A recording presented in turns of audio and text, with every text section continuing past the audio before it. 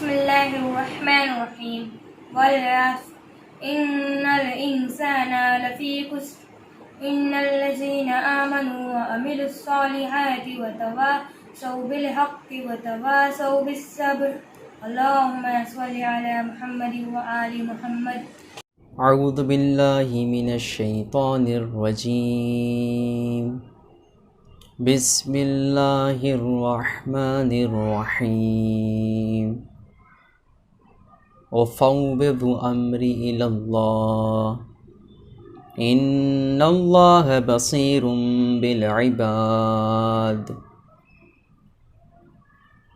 الحمد للہ رب العالمین والجنة للمتقين والنار للملحدين والصلاة والسلام على أشرف الأنبياء والمرسلين وخاتم النبيين مولانا ومولى الثقلين جد الحسن والحسین ابی القاسم محمد اللہم صلی علی محمد وعلی اہل بیتہ الطیبین الطاہرین المعصومین المظلومین واللعنۃ الدائمۃ الباقیۃ علی اعدائہم اجمعین اما بعد فقد قال اللہ تبارک وتعالی فی قرآن المجید وهو اصدق القائلین وقولہ الحق بسم اللہ الرحمن الرحیم وما نرسل المرسلین الا مبشرین ومنذرین فمن آمن وأصلح فلا خوف عليهم ولا هم يحزنون صدق اللہ العلی العظیم. عزیزان گرامی قدر، معزز سامعین و ناظرین کرام، مدرسہ یوسف زہرا کی جانب سے منعقد اس عشرہ مجالس کی آج ہماری چھٹی مجلس کا آغاز ہو رہا ہے. یہ مدرسہ اللہ کے دین کو پھیلانے میں ایک اہم کردار ادا کر رہا ہے، اور مدرسے کی جو انتظامیہ ہیں وہ پوری کوشش کر رہی ہیں کہ پیغام اہل بیت علیہ الصلاۃ والسلام، امام حسین علیہ الصلاۃ والسلام کے مقصد کو نشر کرنے کی، اور چھوٹے چھوٹے بچے جو ہمارے قوم کے مستقبل ہیں، جو ہمارے قوم کو آگے بڑھ کے سنبھالنے والے ہیں، ان کے عقیدے کو صحیح کر رہی ہیں، ان کو صحیح راہ دکھا رہی ہیں. تو عزیزان، آئیں ہم شروع ہی میں اس مجلس کے طفیل میں، اس ذکر امام حسین علیہ الصلاۃ والسلام کے طفیل میں، ذکر اہل بیت کے طفیل میں ہم دعا کرتے ہیں کہ اللہ اس مدرسے کو زیادہ سے زیادہ ترقی عنایت فرمائے، اور اس مدرسے میں کام کرنے والے، اس مدرسے سے منسلک تمام افراد کو بہترین توفیق عنایت فرمائے. اور جیسا کہ خبر ملی ہے، اس مدرسے میں زیر تعلیم بچہ جس کا نام عباس ہے، ان کی دادی شدید بیمار ہیں. میں آپ تمام حضرات سے گزارش کروں گا کہ یہ فرش عزا ہے، یہاں پر جو دعا مانگی جاتی ہے وہ ضرور مستجاب ہوتی ہے. تو اب اپنی دعاؤں میں یہ بھی دعا کیجئے کہ عباس کی دادی جلد از جلد صحت یاب ہو جائیں. تو عزیزان، ذکر اہل بیت بہت زیادہ اہمیت کا حامل ہے.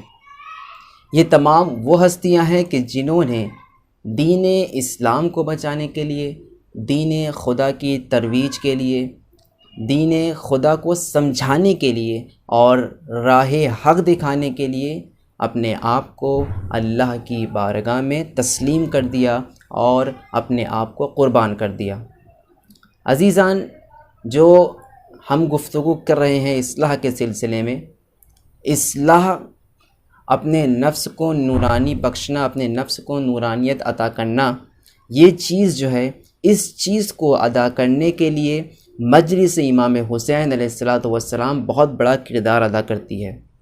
مجلس امام حسین علیہ الصلوۃ والسلام میں جب ہم بیٹھتے ہیں اور جب ہم اس کو سنتے ہیں اور جب ہم واقعہ کربلا کو دیکھتے ہیں تو ہم خود اپنے نفس کی اصلاح کرنے لگتے ہیں۔ تو ہمارے مقصد میں جو ہمارا اہم ترین مقصد ہے اصلاح، جو امام حسین علیہ الصلوۃ والسلام کا مقصد ہے، میں بار بار اس لیے دہرا رہا ہوں، اس لیے کہ اس مجلس کو سننے والے، اس مدرسے میں پڑھنے والے بچے بھی ہیں، کم از کم ان کو اتنا تو یاد ہو جائے کہ امام حسین علیہ الصلوۃ والسلام کا اصل مقصد اصلاح ہے۔ تمام انبیاء کرام کا اصل مقصد اصلاح ہے۔ انبیاء کرام کو اللہ نے کس لیے بھیجا؟ تو جس آیت کو میں نے سرنامہ سخن قرار دیا ہے، اس میں اللہ نے انبیاء کرام کی 2 صفتیں بیان کی ہیں۔ بسم اللہ الرحمن الرحیم، وما نرسل المرسلین الا مبشرین و منذرین، کہ ہم نے رسولوں کو نہیں بھیجا مگر یہ کہ ان کی 2 صفتیں ہوں گی۔ جو ہمارے رسول ہوں گے، جو ہمارے نبی ہوں گے، جو ہمارے انبیاء ہوں گے، وہ لوگوں کو بشارت دینے والے ہوں گے، لوگوں کو خوشخبری سنائیں گے، اور یہی انبیاء لوگوں کو ڈرائیں گے بھی۔ اور یہاں پر یہ بات بھی آپ سمجھ لیں، اس بات پر بھی توجہ کریں کہ یہ جو نبی ہیں، یہ جو اللہ کی طرف سے بھیجے ہوئے ہادی ہیں، یہ آپ کو ہاتھ پکڑ کر مسجد تک نہیں لے کے آئیں گے۔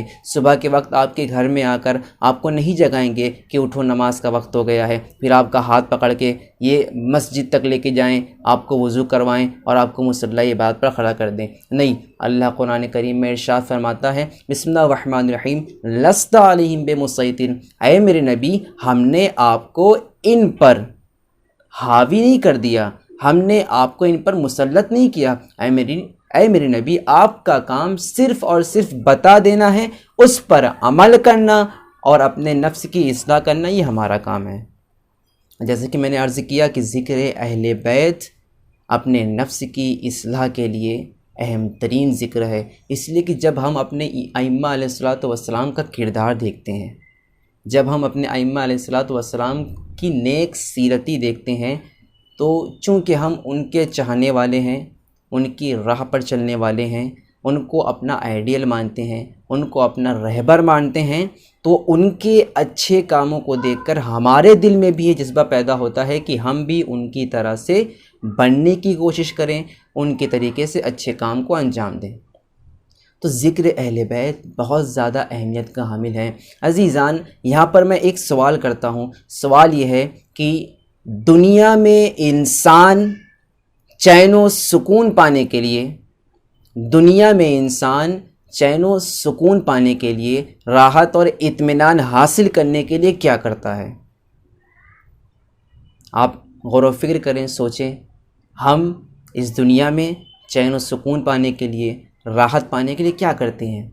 تو آپ جب اپنی پوری دنیا میں نگاہ کریں گے تو آپ یہ دیکھیں گے کہ کوئی انسان چین، سکون اور راحت پانے کے لیے خوب ساری محنت کر کے پیسہ کماتا ہے، کوئی انسان بڑے سے بڑا منصب حاصل کرنے کے لیے کوشش کرتا ہے، کوئی انسان جو ہوتا ہے وہ یہ چاہتا ہے کہ اس کے پاس زیادہ سے زیادہ جائیداد آ جائے، زیادہ سے زیادہ سامان اکٹھا کر لے اور اپنے خزانے کو بھر لے۔ عزیزان، یہ جو ہم چین و سکون حاصل کرنے کے لیے اتنی ساری محنتیں کرتے ہیں، ہم یہ سمجھتے ہیں کہ ہمارے پاس زیادہ پیسہ آ جائے گا تو ہمیں چین اور سکون حاصل ہو جائے گا۔ عزیزان، اگر آپ کا یہی خیال ہے تو آپ خود اپنے امیر دوستوں، ایسے دوست کے پاس جائیے جس کو اللہ نے کافی نوازا ہو، اور اس کو بھی دیکھیے گا تو وہ بھی آپ کے طریقے سے پریشان نظر آئے گا، بلکہ غریبوں کے پاس پریشانیاں کم ہوتی ہیں اور امیروں کے پاس پریشانیاں زیادہ ہو جاتی ہیں، اس لیے کہ اللہ ہر انسان کو اس کی طاقت کے مطابق تکلیف دیتا ہے۔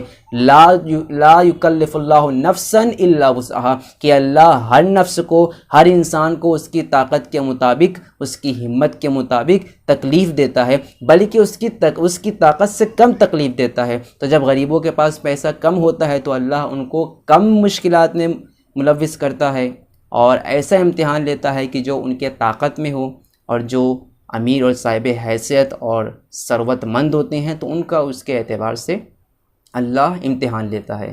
تو میں یہاں عرض یہ کر رہا تھا کہ ہم چین و سکون اور راحت حاصل کرنے کے لیے پیسہ کماتے ہیں، بڑے سے بڑا عہدہ حاصل کرتے ہیں اور زیادہ سے زیادہ جائیداد حاصل کرنے کی کوشش کرتے ہیں، لیکن جب ہم پیسہ کما لیتے ہیں، لیکن جب ہم جائیداد حاصل کر لیتے ہیں، اس کے باوجود ہم کو چین و سکون حاصل نہیں ہوتا۔ اس کی وجہ کیا ہے؟ اس لیے کہ ہم ایسی چیزوں میں چین و سکون حاصل کرنے کی کوشش کر رہے ہیں جہاں پر اللہ نے چین و سکون نہیں رکھا ہے۔ اللہ نے جس جگہ پر چین، سکون، راحت، اطمینان رکھا ہے وہ پیسہ، دولت، ثروت، جائیداد، جاؤ حشم نہیں ہے، بلکہ اللہ خود قرآن میں ارشاد فرماتا ہے بسم اللہ الرحمن الرحیم الا بذکر اللہ تطمئن القلوب، کہ اگر تم کو اطمینان چاہیے، اگر تم کو دلی راحت چاہیے تو تم کو پیسے سے راحت نہیں ملے گی، تم کو جائیداد سے راحت نہیں ملے گی، تم کو حقیقی راحت حاصل کرنی ہے تو اللہ کا ذکر کرنا ہوگا۔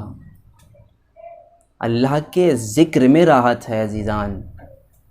یہی وجہ ہے کہ جب آپ مجلس اعظم میں تشریف فرما ہوتے ہیں تو آپ کو راحت محسوس ہوتی ہے۔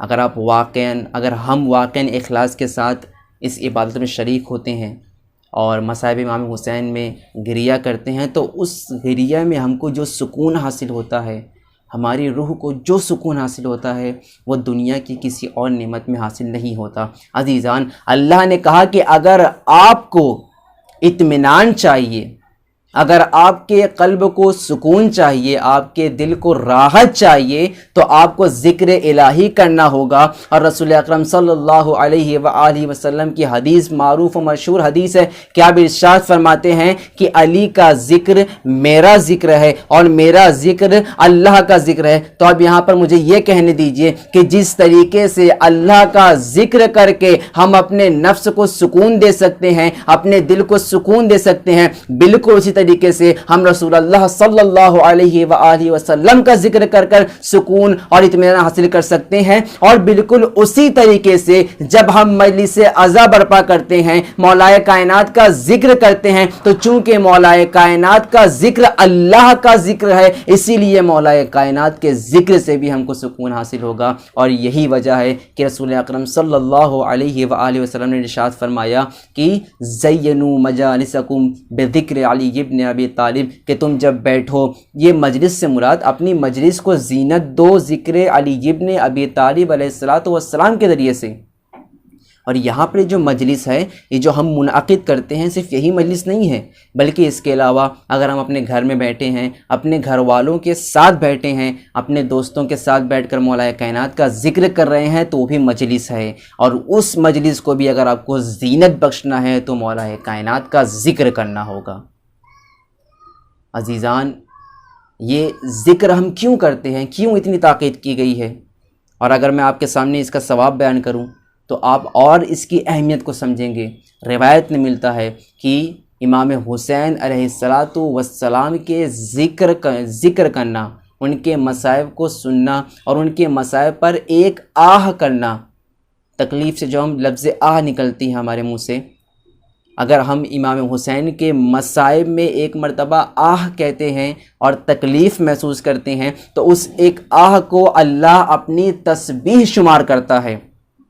تسبیح کی اہمیت سمجھنا ہے تو آپ کے سامنے میں ایک واقعہ بیان کرتا ہوں۔ عزیزان، واقعاً آپ اندازہ لگائیے گا کہ جو ہم ذکر اہل بیت کرتے ہیں اس ذکر کی کیا اہمیت ہے، کیا فضیلت ہے۔ عزیزان، نبی اللہ جناب سلیمان اللہ کے عظیم ترین انبیاء میں سے ایک ہے، بلند ترین انبیاء میں سے ایک ہے۔ ہر نبی معصوم ہوتا ہے، ہر نبی کا رتبہ بے حد بلند ہوتا ہے۔ ایک عام انسان کسی نبی کے رتبے کو نہیں سمجھ سکتا۔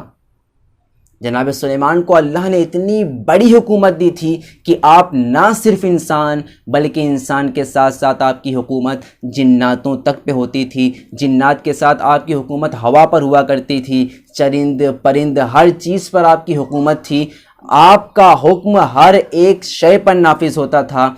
روایت میں ہے، یہ واقعہ ملتا ہے کہ جناب سلیمان علیہ السلام کا ایک تخت تھا، اور تخت کوئی معمولی تخت نہیں تھا۔ ذکر امام حسین علیہ السلام میں پورے ذکر کی بات نہیں کر رہے ہیں، پورے ذکر کا ثواب تو بے انتہا اور لا محدود ہے۔ ہم اس ثواب کو تصور نہیں کر سکتے، ہم امام حسین کے ذکر کے ثواب کو تصور نہیں کر سکتے۔ ہم صرف جاننے کی کوشش کر رہے ہیں کہ جو ہم امام حسین کے مصائب میں ایک آہ کرتے ہیں، جب ہم امام حسین علیہ السلام کے مصائب میں تکلیف محسوس کرتے ہیں تو اس کو اللہ نے تسبیح کا درجہ دیا ہے۔ جناب سلیمان کے پاس ایک تخت تھا، ایک تخت تھا، وہ تخت معمولی تخت نہیں تھا۔ روایت کہتی ہے کہ 3 میل لمبا اور 3 میل چوڑا تخت تھا، اور وہ تخت بہت خوبصورت، نہایت مزین، بہترین قیمتی پتھروں سے مزین تھا اور بہت ہی خوبصورت تھا۔ اس تخت کے درمیان میں پوری شان و شوکت کے ساتھ نبی اللہ تشریف فرما ہوتے تھے، تخت کے سینٹر میں۔ اور آپ کی کرسی کے بعد جو سب سے پہلی کرسیاں لگائی جاتی تھی، اس کرسی پر علماء کرام بیٹھا کرتے تھے، اور اس کے بعد کی جو صف تھی وہاں پر وزراء، وزیر بیٹھا کرتے تھے، اور اس کے بعد سردار بیٹھا کرتے تھے۔ عزیزان، یہ جو میں نے آپ کے سامنے پیش کیا، اس سے آپ اس بات کا اندازہ لگا سکتے ہیں کہ علماء کرام کی کیا اہمیت ہے۔ نبی کریم کی کرسی کے بعد اگر کسی کو جگہ ملی تو سرداروں کو نہیں ملی، وزیروں کو نہیں ملی، بلکہ نبی کریم نے اپنے بعد جس کو کرسی پر بیٹھایا وہ علماء کرام کی ذات ہے۔ عزیزان، علم ہی ہر چیز کی اصل ہے۔ علم اگر حاصل ہو گیا تو معرفت حاصل ہو جائے گی، معرفت اگر حاصل ہو گئی تو ہم اللہ کو سمجھنے لگیں گے، اور جس وقت ہم نے اللہ کی ذرہ برابر ہی معرفت حاصل کر لی تو پھر ہم اچھے کام کی طرف بڑھیں گے، اپنے نفس کی اصلاح کریں گے۔ تو یہاں پر نبی اللہ نے اپنے بعد علماء کرام کو جگہ دے کر یہ بتا دیا کہ نبی کے بعد اگر کسی کا درجہ ہوتا ہے تو وہ ہے کہ جن کے پاس علم موجود ہے۔ اگر آج کے زمانے میں کچھ ایسے افراد نظر آئیں کہ جو ان علماء کو برا کہہ رہے ہوں تو آپ یہ سمجھ جائیے گا کہ یہ شیطان کا فعل ہے، اس لیے کہ اگر یہ نبی کی سنت ہوتی تو نبی نے علماء کو اپنے پاس بیٹھایا ہے، اور جو علماء سے دوری اختیار کرتے ہیں، جو نبی سے دوری اختیار کرتے ہیں، اور جو نبی سے دوری اختیار کرتے ہیں، وہ شیطان کے پاس چلے جاتے ہیں۔ تو جو بھی علماء کرام کو برا کہے، علماء کرام کے بارے میں برے الفاظ جاری کرے تو ان سے دور ہو جائیے گا، اس لیے کہ عالم دین ہی وہ ہیں کہ جنہوں نے ہم تک اہل بیت کے صحیح مقصد کو، اہل بیت کے صحیح تعلیم کو پہنچایا ہے۔ اس لیے کہ خود اگر آپ وہ زمانہ پڑھیں تاریخ میں کہ جب ہمارے 12ویں امام زمانہ عجل اللہ تعالی فرجہ الشریف، اللہم صلی علی محمد وآل محمد، غیبت میں گئے تھے تو اس وقت چند افراد کو چھوڑ کر کسی کو معلوم نہیں تھا کہ 12ویں امام پیدا ہو چکے ہیں، 12ویں امام ظہور کر چکے ہیں، 12ویں امام غیبت میں چلے گئے ہیں۔ نہیں عزیزو، یہ کس نے کام کیا؟ کس نے سب کو بتایا کہ ہمارے 12ویں امام اس دنیا میں ہیں، غیبت میں ہیں؟ یہ ہمارے علماء نے کاوش و محنتیں کی ہیں، اور ہمارے علماء نے کتابیں لکھی ہیں کہ اس کے ذریعے سے ہم پڑھیں۔ ہم نے اس کتابوں کو پڑھا اور معرفت حاصل کی، اور ہم کو یہ پتہ چلا کہ ہمارے 12ویں امام غیبت میں ہیں۔ یہ علماء کی دین ہے۔ تو عزیزان، میں بیان کیا کر رہا تھا کہ وہ بڑا تخت تھا، اس کے سینٹر میں نبی اللہ تشریف فرما ہوتے تھے، اس کے بعد علماء تھے، اور علماء کے بعد سردار، امت کے سردار بیٹھا کرتے تھے، نہیں، علماء کے بعد وزیر بیٹھا کرتے تھے، وزیر کے بعد سردار ہوا کرتے تھے، اور یہ تخت ہوا میں چلا کرتا تھا۔ تو ایسے ہی ایک وقت آیا کہ نبی اللہ اس تخت پر بیٹھ کر ہوا میں کہیں تشریف لے جا رہے تھے، اپنے کسی کام کو انجام دینے جا رہے تھے۔ روایت کہتی ہے کہ جب یہ تخت گزر رہا تھا تو جناب سلیمان نبی کے کانوں میں ایک آواز آئی، اور وہ آواز اتنی دلکش تھی، وہ آواز اتنی خوبصورت تھی کہ نبی اللہ نے سب کام کو بھولا، سب کام نبی اللہ بھول گئے۔ نبی اللہ نے اپنے تخت کو حکم دیا کہ یہ آواز جہاں سے آ رہی ہے مجھے اس مقام تک پہنچا دے۔ جب آئے تو کیا دیکھتے ہیں کہ ایک غریب ہے، اور وہ کیا کہہ رہا ہے؟ وہ یہ کہہ رہا ہے کہ الحمدللہ، اللہ کا شکر ہے، اللہ کی حمد و ثنا ہے کہ اللہ نے جناب سلیمان کو اتنی عظیم حکومت سے نوازا ہے۔ تو عزیزان اب یہاں پر اندازہ لگائیے، جناب سلیمان نبی اللہ علیہ السلام نے اس شخص سے کہا کہ اے شخص، مجھے اللہ نے بہت عظیم نعمتیں دی ہیں، بہت بڑی حکومت ہے، اللہ نے مجھے ایسی حکومت دی ہے کہ میرا حکم انسانوں پر بھی ہوتا ہے، میرا حکم جناتوں پر بھی نافذ ہوتا ہے، میرا حکم چرند پرند ہوا پوری دنیا پر ہوتا ہے، لیکن اے شخص اتنا یاد رکھنا کہ جو تو نے ایک مرتبہ اللہ کی تسبیح کی ہے وہ میری ساری حکومت پر بھاری ہے۔ یعنی عزیزو، ایک طرف اگر جناب سلیمان کی تمام حکومت کو رکھا جائے اور ایک طرف اللہ کی ایک تسبیح کو رکھ دیا جائے تو وہ تسبیح بھاری ہو جائے گی۔ تو میں یہی کہنا چاہ رہا ہوں کہ جب ہم ذکر اہل بیت میں، مصائب اہل بیت میں ایک آہ کرتے ہیں تو وہ ایک آہ تسبیح کا درجہ رکھتی ہے، اور وہ ایک تسبیح جناب سلیمان کی ساری حکومت سے افضل ہے۔ کیا وجہ ہے اس کی کہ اللہ نے اہل بیت کے ذکر کو اتنی اہمیت بخشی ہے؟ اس کی ایک وجہ یہی ہے کہ اہل بیت کا ذکر ہم کو اچھے کام کی ہدایت کرتا ہے، ہم کو اپنے نفس کی اصلاح کرنے کی دعوت دیتا ہے۔ وقت بہت کم ہے، آئیں ہم اپنے جو موضوع ہے اس کو اور آگے بڑھاتے ہیں اور ذکر اہل بیت کی اہمیت کو اور سمجھتے ہیں۔ آپ دیکھیں کہ ہمارے ائمہ علیہم السلام ایسے سخت دور میں رہے ہیں کہ جہاں پر آپ کے چاہنے والوں کی تعداد بہت کم رہی ہے اور آپ کے دشمن بے پناہ رہے ہیں، لیکن اس کے باوجود یہاں پر آپ یہ دیکھیے گا کہ اتنے کم دوست، اتنے کم چاہنے والے ہونے کے باوجود اور اتنے زیادہ دشمن ہونے کے باوجود ہمارے امام نے اپنا فریضہ بخوبی ادا کیا اور اللہ کے پیغام کو پہنچایا۔ جی ہاں، اللہ خود کہتا ہے نا کہ کافر کتنا ہی چاہے کہ یہ اس لوح ہدایت کو بجھا دے، اس لوح ہدایت کو نہیں بجھا سکتا۔ آئیں ہمارے امام کے اخلاق کو ملاحظہ کریں، ہمارے امام کی ہدایت نے جو ہمارے امام نے ہدایت دی ہے اس کو ملاحظہ کریں۔ ہمارے پانچویں امام کا واقعہ ملتا ہے، حضرت امام محمد باقر علیہ السلام مدینے میں بیٹھ کر درس دیا کرتے تھے، مدینے میں بیٹھ کر آپ وہاں پر علم دیا کرتے تھے، اور یہ وہی مقام ہے کہ جہاں پر بعد میں ہمارے چھٹے امام جعفر صادق علیہ السلام درس دیا کرتے تھے۔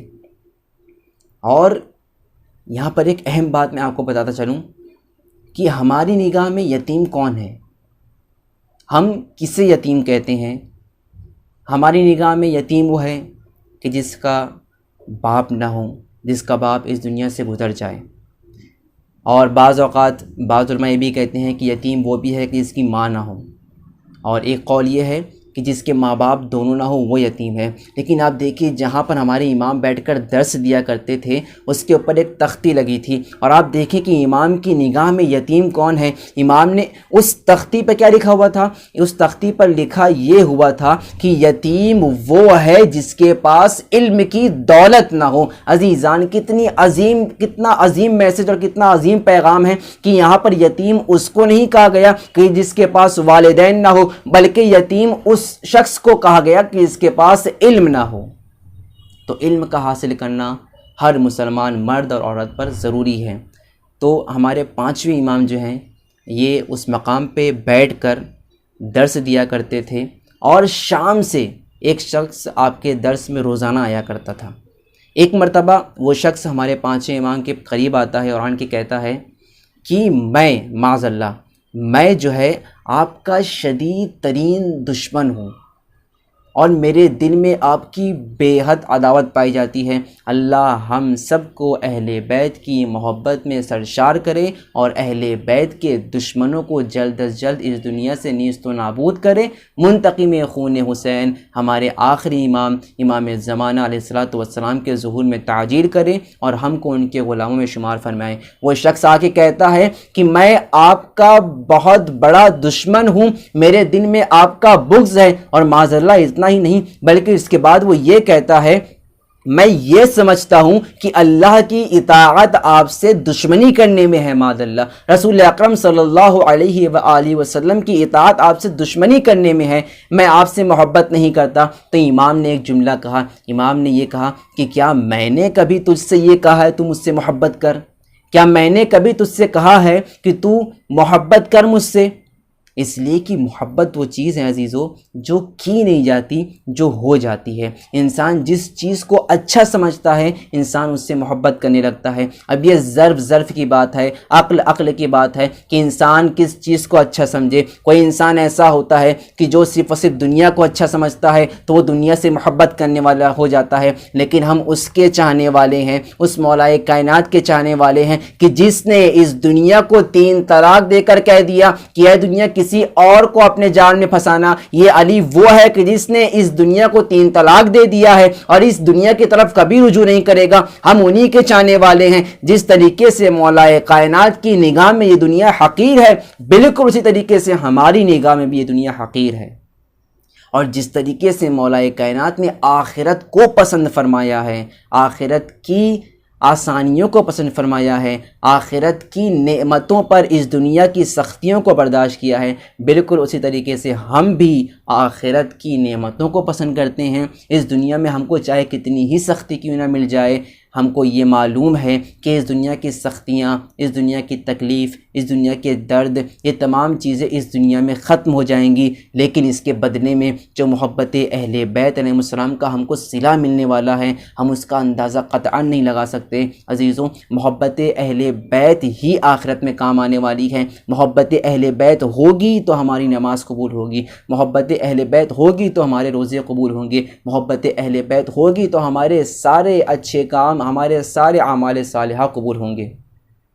تو وہ شخص ہمارے 5 امام کی بارگاہ میں آ کے کہتا ہے کہ میں آپ کا شدید ترین دشمن ہوں، تو امام نے کیا کہا؟ محبت جو ہے، میں نے کب کہا ہے کہ تم مجھ سے محبت کر؟ دیکھیں، لیکن اس کے بعد اس شخص نے کہا، آپ دیکھیں جب اتنی شدید دشمنی تھی تو امام کی بارگاہ میں آتا کیوں تھا؟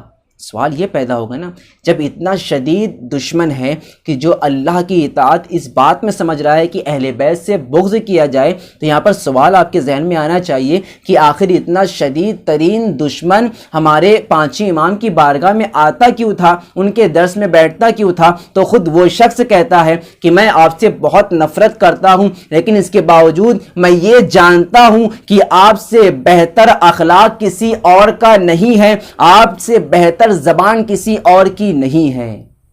سمجھ میں یہ آیا کہ جو ہمارے امام علیہ السلام ہیں، ان کا کیا کہنا، ان کی تعریف میں ہم کیا کہیں کہ بس اتنا ہی کہنا کافی ہے کہ دوست تو دوست، دشمن بھی اہل بیت علیہ السلام کی تعریف کرتا ہوا نظر آتا ہے۔ شدید ترین دشمن ہے، لیکن اس کے باوجود کہہ رہا ہے کہ امام کا اخلاق، آپ کے اخلاق کی بنا پر میں یہاں آتا ہوں، آپ کی میٹھی زبان کی بنا پر میں یہاں پہ آتا ہوں۔ تو عزیزو، ہم بھی انہی امام کے چاہنے والے ہیں، ہم کو بھی اپنا اخلاق درست کرنا ہوگا، ہم کو بھی اپنے اندر انسانیت کو جگانا ہوگا، ہم کو معاف کرنا سیکھنا ہوگا، ہم کو غلطیوں کو نظر انداز کرنا سیکھنا ہوگا۔ اپنے بھائی کی غلطیوں کو معاف کر دیجئے، اپنے گھر والوں کی غلطیوں کو معاف کر دیجئے، امام کی پیروی کیجئے۔ اب دیکھیں یہاں سے اب اس شخص میں جو تبدیلی آئے گی، یہاں سے جو واقعہ آگے بڑھتا ہے۔ اب وہ شخص مدینے میں تھا، یہ شامی ہے، شام کا رہنے والا ہے، مدینے میں ایک شخص کے گھر پہ رہتا ہے، ایک شخص کا مہمان ہے۔ تو جب وہ وہاں پر مدینے میں تھا، اس کی طبیعت بہت زیادہ خراب ہو گئی، بہت شدید اس کو بخار آ گیا اور قریب تھا کہ وہ مر جائے۔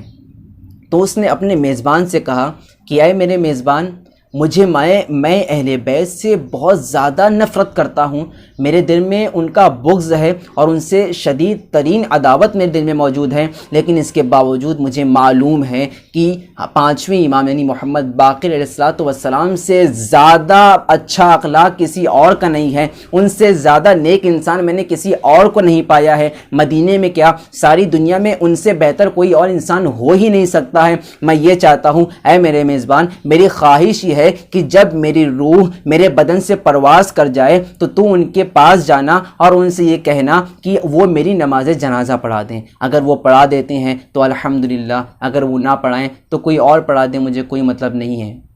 عزیزان، جب آدھی رات ہوئی تو اس شخص کی جان ختم ہو گئی، وہ شخص مر گیا اور لقاء اللہ کو پیوست ہو گیا۔ تو اب اس کے بعد آپ دیکھیں، وہ میزبان چلا، صبح کے وقت مسجد میں تشریف لایا، آن کے کیا دیکھتا ہے کہ ہمارے امام جو ہے مصلی عبادت پر ہے، مصلی عبادت پر اللہ کی حمد و ثنا کر رہے ہیں، تعقیبات نماز میں مشغول ہیں، دعائیں پڑھ رہے ہیں، اور کتنا نورانی منظر ہوگا آپ دیکھیں، واقعی ہماری آنکھیں ترس جا رہی ہیں ایسے ماحول اور ایسے نورانی منظر کو دیکھتے ہوئے۔ ہم جو دیکھتے ہیں وہ بناوٹی دیکھتے ہیں، وہ لوگ جو تھے انہوں نے امام کو عبادت کرتے ہوئے دیکھا تھا، یہ بھی ایک اللہ کی نعمت ہے کہ انہوں نے اپنے امام کو عبادت کرتے ہوئے دیکھا ہے۔ امام کس طریقے سے عبادت کرتے ہیں، امام کس طریقے سے اللہ کی بارگاہ میں دعا کرتے ہیں۔ عزیزان، جب امام نے دعا ختم کی تو وہ میزبان آگے بڑھا، آن کے کہتا ہے کہ اے فرزند رسول، وہ شخص جو شامی تھا، جو آپ کا شدید ترین دشمن تھا، وہ اس دنیا سے چلا گیا ہے، اور اس کی آخری خواہش یہ ہے کہ آپ اس کی نماز جنازہ پڑھا دیجیے۔ تو امام نے کیا کہا؟ امام نے یہ نہیں کہا کہ چلو میں آتا ہوں یہ نماز جنازہ پڑھانے کے لیے، امام نے یہ کہا کہ جاؤ اپنے گھر جاؤ اور ابھی اس کو غسل و کفن نہ دینا جب تک میں نہ آ جاؤں۔ یہ شخص چلا، یہاں پر امام نے 2 رکعت نماز پڑھی اور سجدے میں گئے۔ تاریخ کہتی ہے کہ کافی دیر تک سجدے میں رہے، کچھ دعائیں مانگی، سجدے سے اٹھ کر اللہ کی بارگاہ میں دعا کی۔ عزیزان، ہم سے ایک بات تو یہاں پر سیکھنا چاہیے کہ اگر ہم کو پریشانی ہو تو ہم کو یہ چاہیے کہ ہم کسی اور کے در پہ نہ جائیں، اللہ کے در پہ آئیں، 2 رکعت نماز پڑھیں، سجدے میں جائیں، سجدے سے اٹھ کر اللہ کی بارگاہ میں دعا کریں، اللہ انشاءاللہ ہماری دعا کو قبول کرے گا۔ اب میں جلدی اس واقعے کو ختم کروں۔ عزیزان، امام چلے اور امام اس مقام پہ پہنچے، کیا دیکھتے ہیں کہ اس لاش پہ کپڑا پڑا ہوا ہے۔ امام کون ہے؟ امام اس کے وارث ہے کہ جو اپنی ٹھوکر سے مردوں کو زندہ کر دیا کرتا تھا۔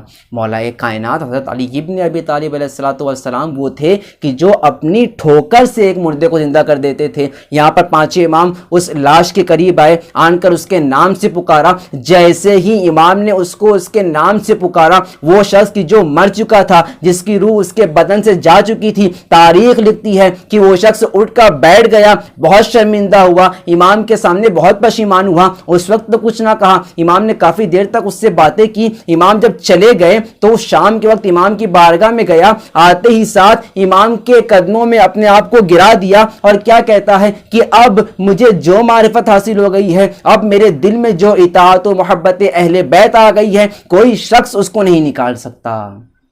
امام نے کہا کیا ہو گیا؟ تو وہ شخص ہے کہ جو مجھ سے بہت زیادہ عداوت کرتا تھا، بہت زیادہ دشمنی کرتا تھا، آخر ایسا کیا واقعہ ہو گیا کہ تو ہماری محبت میں اتنا سرشار ہو گیا ہے کہ میرے قدموں میں گر پڑا؟ تو اس وقت کہا کہ یا امام، میں نے اپنی آنکھوں سے دیکھا، میں نے اپنے کان سے سنا کہ کوئی یہ کہہ رہا تھا کہ اس شخص کو، ملک الموت سے کوئی یہ کہہ رہا تھا کہ اس شخص کی روح کو اس کے بدن میں دوبارہ ڈال دو، اس لیے کہ اس کی زندگی کی درخواست ہمارے 5 امام محمد باقر علیہ السلام نے کی ہے۔ اللہم صلی علی محمد وآل محمد۔ کیا رتبہ ہے! اب دیکھیں امام نے کس طریقے سے اس شخص کے، میں نے کیا کہا تھا، محبت کی نہیں جاتی، محبت ہو جاتی ہے۔ انسان جس انسان کو بہتر سمجھتا ہے، اچھا سمجھتا ہے، اس سے محبت کرنے لگتا ہے، اور سب سے بہترین، سب سے زیادہ خوبصورت، سب سے زیادہ نورانی ہستی اگر اس دنیا میں کوئی موجود ہے تو وہ رسول اکرم اور ان کے اہل بیت علیہم السلام کی ذات ہے۔ ہم سب کو دنیا سے محبت نہیں کرنی چاہیے، ہم کو اگر محبت کرنی ہے تو اہل بیت سے محبت کرنی چاہیے۔ یہی محبت کربلا کے میدان میں موجود تھی۔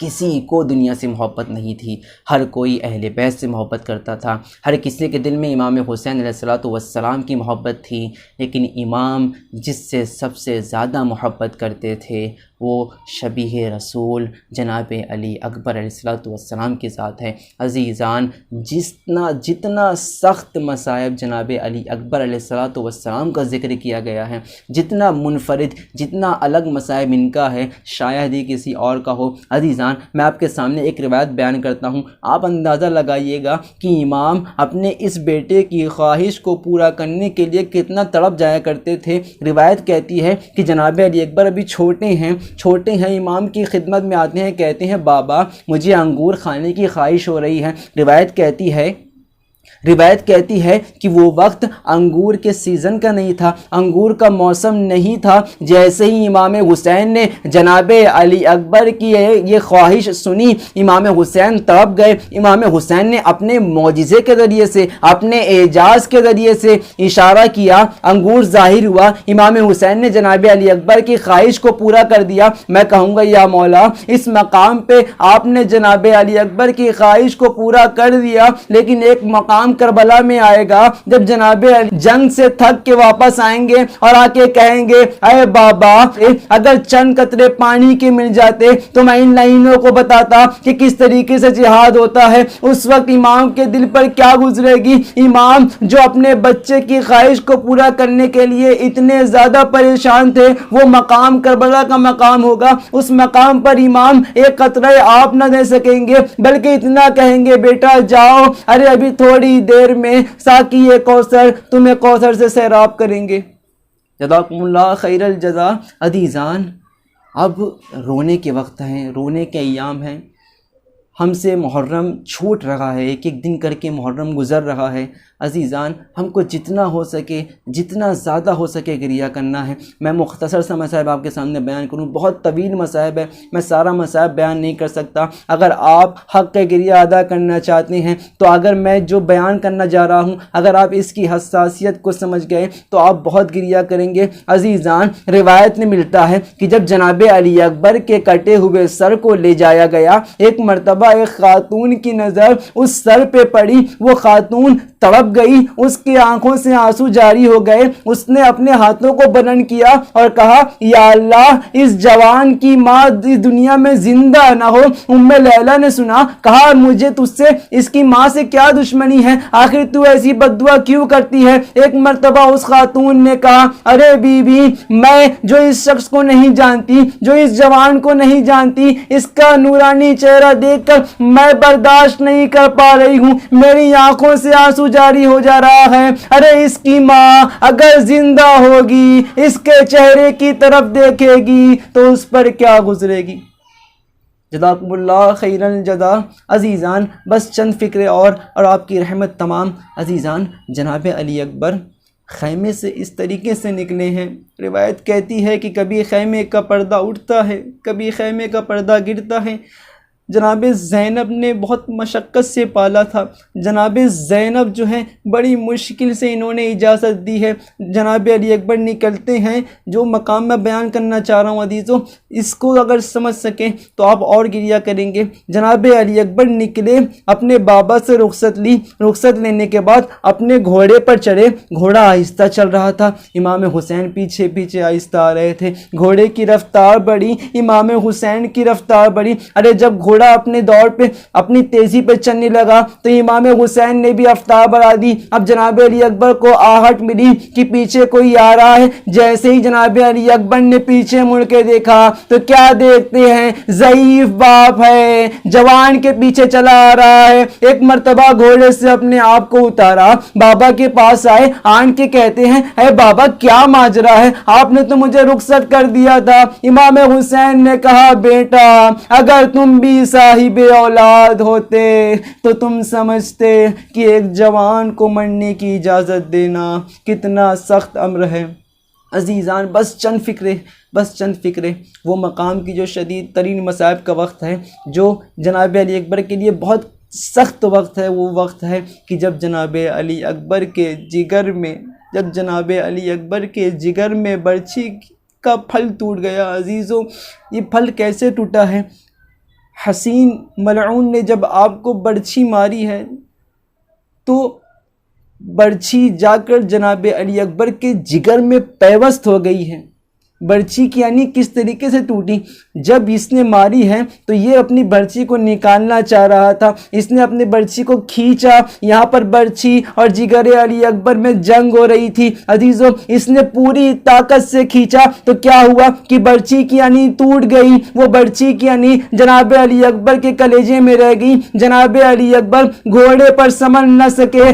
اپنے بابا کو آواز دی, اے بابا میرا آخری سلام قبول کرے. عزیزو جیسے ہی سنا امام حسین تڑپ گئے, مقتل کی طرف بڑھتے ہیں, کبھی اٹھتے ہیں کبھی گرتے ہیں. کہتے ہیں اے علی اکبر بابا کو آواز دو, ارے تمہارے جانے سے آنکھوں کی بینائی ختم ہو گئی ہے. اللہ وَإِنَّا إِلَيْهِ رَاجِعُونَ رضم بقضائه وتسلیما لامره.